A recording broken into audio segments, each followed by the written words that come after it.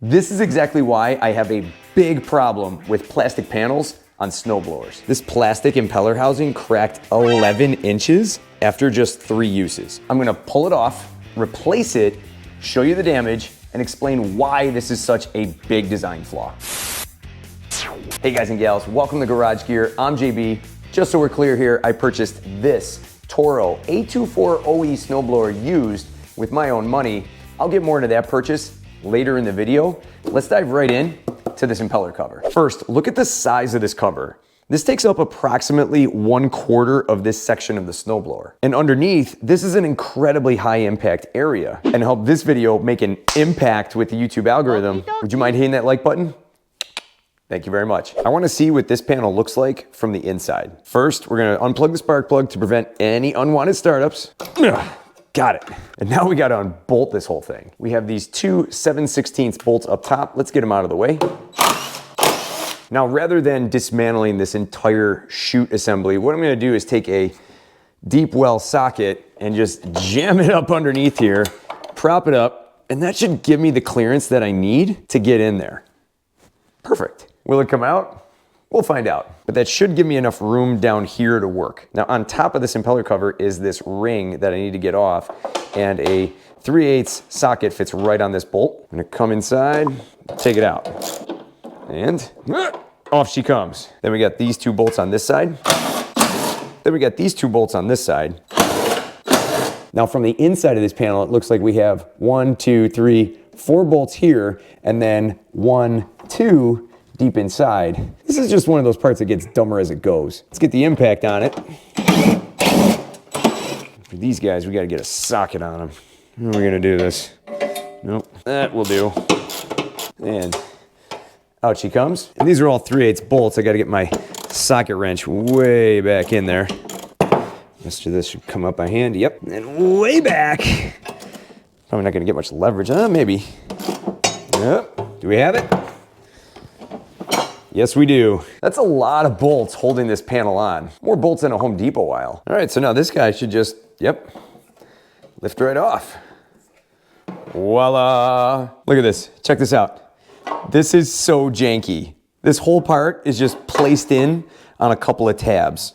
What a joke. Now here's the old impeller cover. This is the new one over here. And I shined a light inside and take a look at this. Just with my thumbs and my fingers, I can pretty much pull this thing apart. You can basically see the crack inside. That is wild. Check that out. That is more cracked than my voice during puberty. Jeez. That crack measures roughly 11 inches. We'll get a closer look at all this. I want to get the new one on. Now, before I put that new panel on, this is just a little dirty. So what I'm going to do is just attack this with some WD-40 and clean her up. Look, we got a little spider in there. And by the way, this whole assembly is called a Toro cover. How unique, Toro. And the model number is 1207159. That's not my phone number. Now, this new cover did not come with a foam gasket at the base. So I decided to take a razor blade and simply shave off as best I could the original gasket and pop it on the new one. So now I reattached that same seal and it kind of clung right to it. It's not bad, it's sticking right to it without a problem. Let's get this back on the snowblower. Now, while we have this all disassembled, we could put an impeller kit in here and make this snowblower really throw, but we'll save that for another time. We're gonna drop this new cover right into place.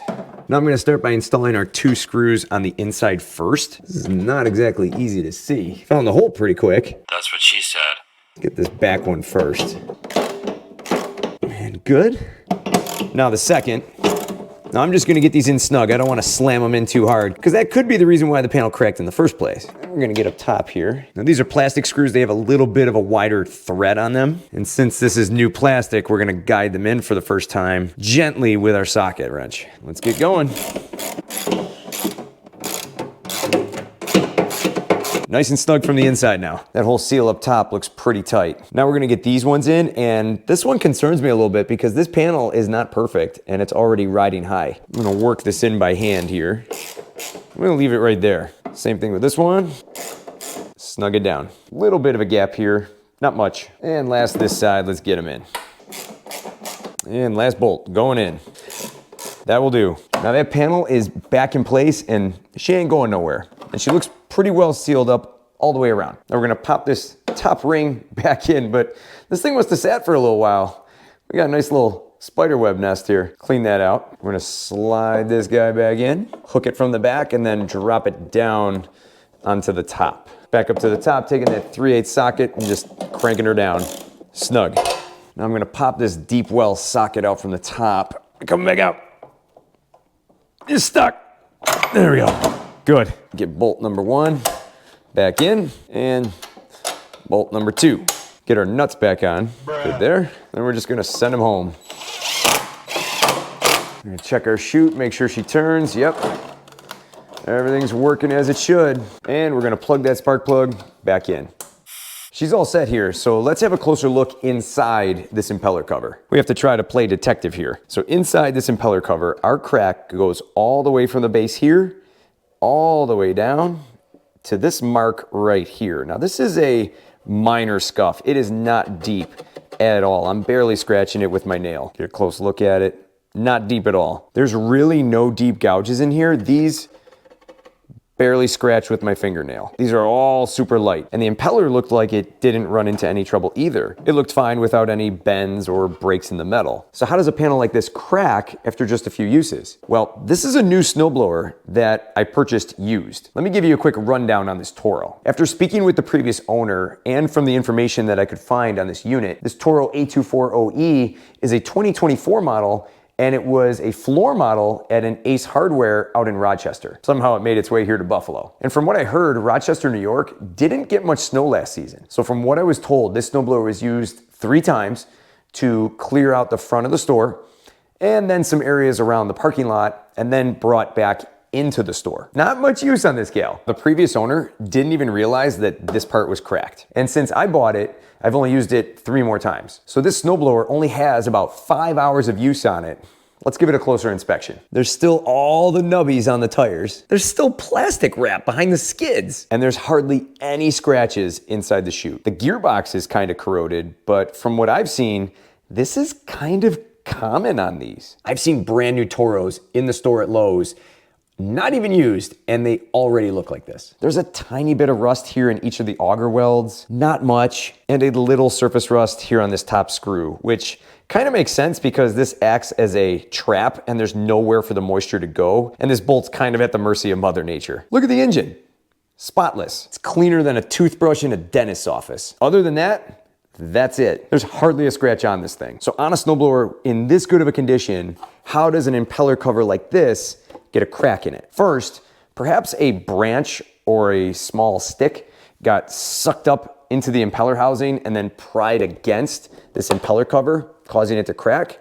And there was a small 1-inch scratch on the inside of the metal surface of the impeller housing. Not strong enough to bend the metal, but scrape away the paint. Frequent temperature changes, taking the snowblower from outside to inside frequently, possibly could cause this. Maybe it was over tightened when it was installed. And if we look, this crack goes right around this bolt right here, or possibly something was dropped on this part of the snowblower in the store, but I don't see any exterior damage. It's difficult to say. Here's what I gotta say. It really grinds my gears that this part is so cheaply made. Toro, listen up. I'm talking to you. On a snowblower, this is an extremely high impact area. With everything you got going on up in here, heavy snow, chunks of ice, a high-speed impeller just cranking away, you decide to make the most pivotal area out of plastic. And this is not thick plastic. This is maybe 1/8 of an inch thick at best. I can bend it and flex it with my thumb.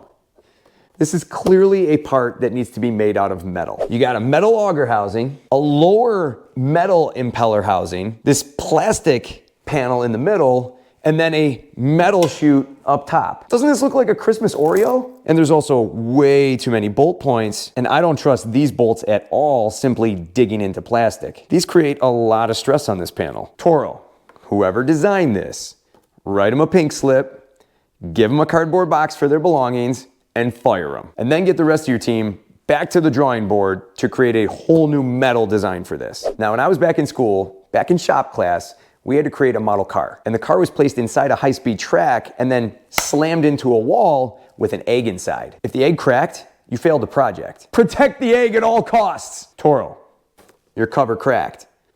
And had it possibly cracked more, you'd have a safety concern on your hands with an exposed impeller. Toro, you failed. Now, a part like this may be covered under warranty. This might fall under wear and tear. I purchased this snowblower for a great deal, very gently used, with that cracked panel because I wanted to show how cheap this design is and how to replace them. And this part costs about 90 bucks. As of the filming of this video. Now, I know some out there are going to say, I have this snowblower and mine's not cracked. Well, my question is, are you now concerned? I would be. I'd be checking that panel after every use. And I'm not the only one seeing this issue. Other subscribers have mentioned this panel cracking to me. And one subscriber sent me pictures of his and all the plastic welding he did to get it all back together. Not a bad idea.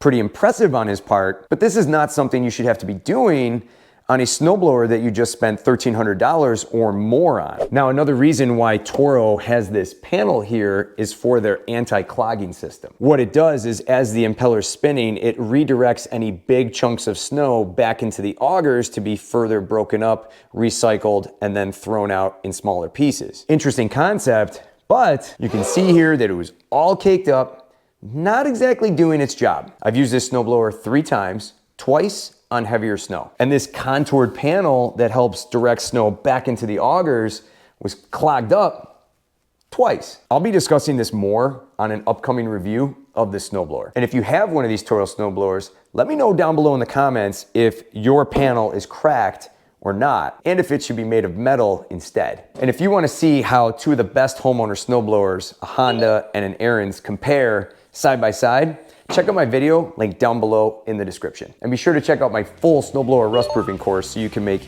your snowblower last a lifetime. If you want to be part of the tribe, subscribe, and for more cool garage gear content, click or tap the screen right here. Thanks so much for watching, and I'll see you in the garage.